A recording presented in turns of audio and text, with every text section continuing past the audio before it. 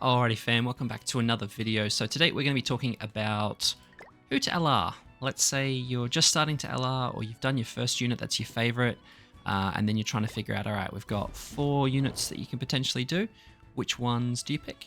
So as you can see, I have 3 out of 4 of the LRs, so I feel like I am in a decent place to comment about which ones to get. I'm basically halfway there to the next one for Margaret, and I'll have her soon.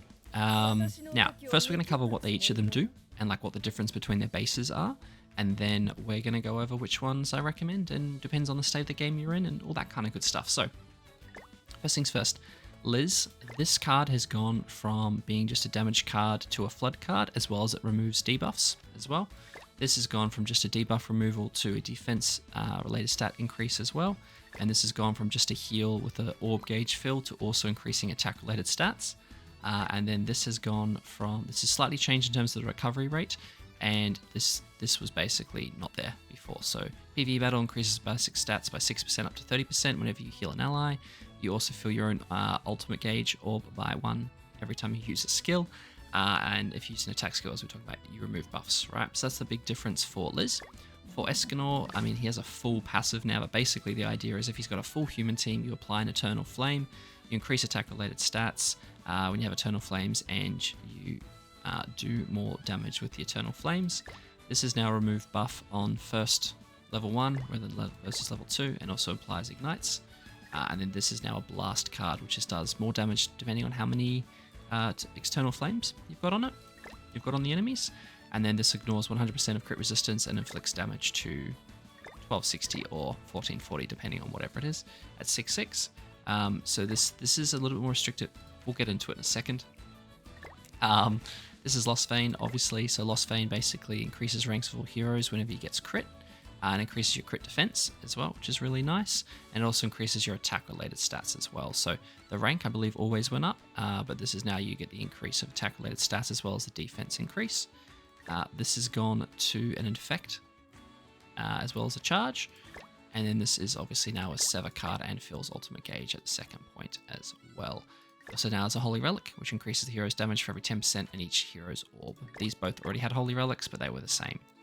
Lucky last you have Margaret, so I'm the only one I haven't LR'd yet. So the big difference here is this goes from a charge card into a decreased resistance card as well, with a slight damage increase. They all got slight damage increases whenever you LR'd them.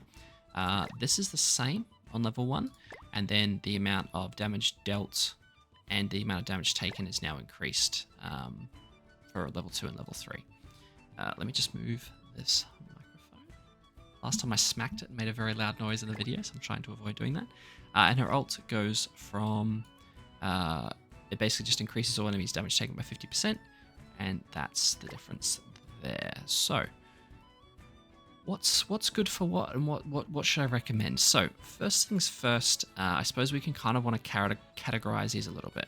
If you guys are you don't have any LRs, or let's say you've got a couple and you don't have LR Liz yet, if you're doing any sort of demonic beast and you have a trouble with any of them in terms of Nidhogger, Skull and Hardy, Bird, Deer, whatever it is, this girl will just carry you through them. I've done her on Nidhogger, I've done her on Skull and Hardy, and she's just insanely strong. So this increase in PvE for basic stats up to 30% whenever you heal an ally. This takes away buffs and heals your team. This cleanses and gives you defense related stats, and this heals you and gives you attack related stats. Like, this unit is by far the best. You can tell I'm quite passionate about this one. This is probably my favorite unit that's been LR'd so far, because she just has so much utility in the PvE world. Like, I enjoy PvP, maybe not as much as the next guy, I don't mind it, but I prefer the raids and the bosses and stuff in this game. That's what makes this more fun for me, and I enjoy all the demonic beast grinds for like Holy Relics. And this girl just makes it so much easier. So if you have anything in the game, whether it's endgame or not, that you're still struggling with, even if she's your first, I would highly recommend her. I think she's brilliant. The only other one that could maybe you could give an argument for that's also more of an all-rounder is, I'd say, maybe even Lostvayne. If you have a well-built Lostvayne, mine's only 1/6. I can't pull him to save my life. But Lostvayne is very strong in like things like Hero Arena. If you use him in Hero Arena, he gets crit. His level 3 Infect is insane. The single target will one-shot a lot of the time. So he's very, very strong if you're using him for Hero Arena, or even if you're using him for like OG Demon, or any of the deathmatch bosses as well. He really does come in handy. He's not super effective in the demonic beasts, so like he's more of a niche, and you can use him in PvP as well. He's very strong on the demon team. He works very, very well on the sins team as well. Basically, any chance melee can get crit, he will end up obviously doing more damage, and he'll rank up all his skills, so it becomes very, very valuable. So this guy is probably the closest thing I'd say to an all-rounder we have in terms of an LR. And then Liz is much more of a PvE specific focus.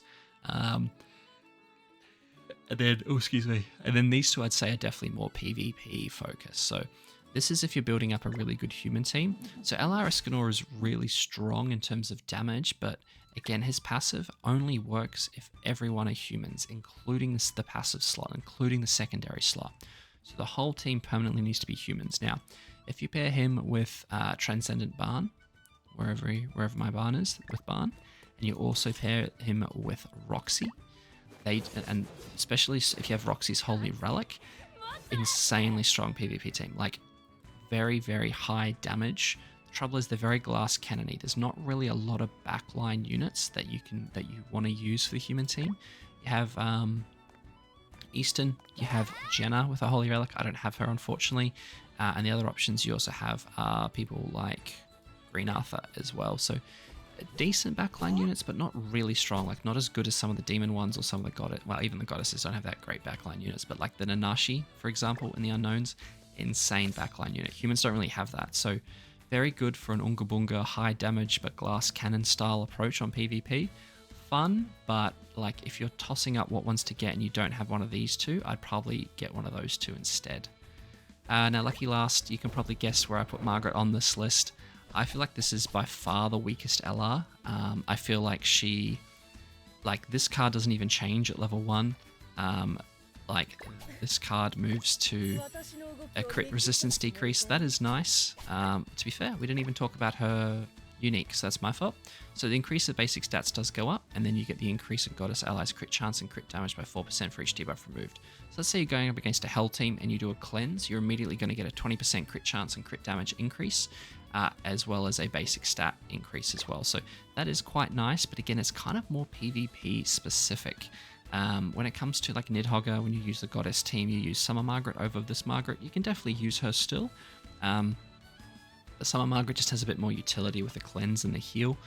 And you can still do it. And then like for the Goddess team, yes, she's a staple, but I've been using the Goddess team with the new Queen Liz anyway, just on normal Margaret, and she still does the job. Like, she still does what she's supposed to be. And the fact that all these other cards, just get like all the other units have such good increases in terms of their cards, the fact that this stays the same really kind of irks me a little bit. And I think that kind of showcases that I don't know if Margaret needed to be LR'd, because if her base card is still good enough to be used regularly, that they don't need to change it, that kind of says something to me. But anyway, I've done a rant on the LR system and stuff before, so you guys can go check that out. That's a separate video.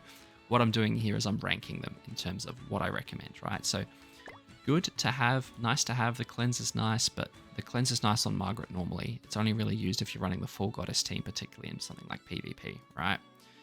So in order of kind of what I recommend getting it, like I said, it's hard to order because everyone is their own point in the game. But if I had to, I'd say Liz first. I just think her kit is just insanely strong, super, super helpful.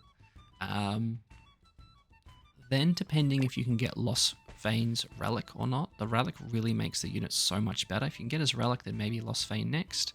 And then it also depends if you've got like a Demon team or a Sins team build. So this is where it kind of falls off. Like, to me, if you need PvE content help, LR Liz, straight away, not even for me a question. Then you kind of go, okay, have you built the human team, or have you built the demon team or the sins team, or have you built the goddess team? If your answer is I built the goddess team, then maybe you do want to LR Margaret next, right? You probably don't want to LR Escanor if your humans aren't strong, or you don't have Roxy Relic, or you haven't invested in Barn, right?